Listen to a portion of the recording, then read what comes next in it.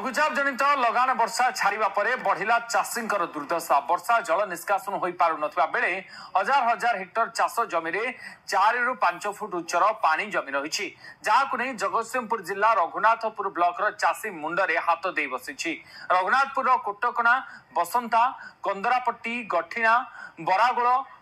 सादेपुर अढ़ईकूल तहरा गुआलीपुर आदि अंचल शताधिक चाषी मुंडरे पड़ी चड़क धार खरच करी चाष कर चाषी एवं चिंतार पड़ी। कृषि विभाग यार सठिक आकलन कर चाषी को क्षतिपूरण देवा दाबी करछंती सेमाने। जनित लगाण वर्षा रे जगतसिंहपुर जिलार चाषी मुंडरे पड़ी चड़क बिलरे 4 ରୁ 5 फुट उच्चर पानी जमी बेले चलित वर्ष धान फसल नष्ट होगा आशंका देखा देछि। आमे अच्छु जगतसिंहपुर जिला रघुनाथपुर ब्लॉक विभिन्न अंचल आम देखु चित्र आपन देखि पारथिबे किभली भाबरे चाष बिलरे आपन देखि पारथिबे ए जो चाषी माने बिल भितर पसचंती तांको वर्तमान 3 ରୁ 4 फुट उच्चर पानी एवं धान जो तली रुआ हेतिला ता वर्तमान सब सड़ीबा को बसिलानी। चलित वर्ष धान आउ हेला भलिया लागु नै जो चाष करथिले चाषी से माने वर्तमान मुंडर हाथ दे बसचंती तेणु किभली भाबरे चाष करिवे से नै वर्तमान चिंतार पड़चंती। आमे ए चित्र देखौचु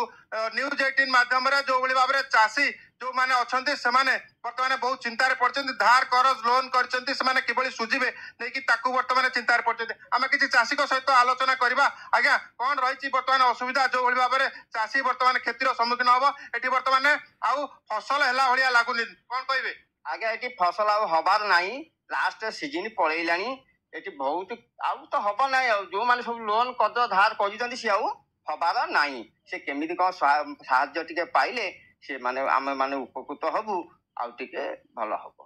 प्रति वर्ष एभली असुविधा होची को अंचल एठी वर्तमान पानी घेरे रे बुडी रहिछि चाष जमी सब वर्तमान अढ़ईकूल सादेपुर बणीकुंद गोठिणा बरागोल पंडियासाई नुआपुलई कोटकणा बसंता सबू एरिया आज्ञा जगतसिंहपुर डिस्ट्रिक्ट प्राय एरिया सब जलमग्न होगी अच्छी सब क्षयक्षति होती आम कथा कहीं शुणुना आज्ञा सब नष्टभष्ट होची आउ चाषी को अंटा भांगी देछि अबिका आउ चाषी उठिला भाया ना आउ कौन फसल हो पार ना आज्ञा आउ कौन लोक आम कथा शुणुना। बिलरे 4 ରୁ 5 फुट उच्चर पानी जमी रही ए वर्ष आउ चाष हम कि आप तो चाष करछंती कोन कहबे आज्ञा चाष हम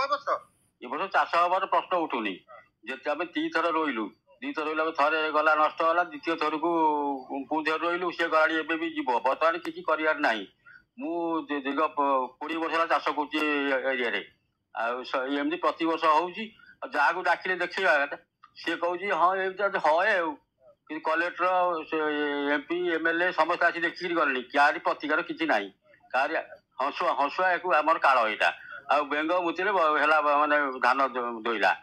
आजे दल लगुच बर्तमान केते बिलरे पानी केते फुट पानी जमी रहउची बजार 4 फुट पानी प्राय 4 फुट पानी रहउची। चाष हम ना चाष धान किसी अमल हबार ना धान नष्ट होलानी अलरेडी आ किसी ना 2 थर रोइला पर भी धान धार कर रोइले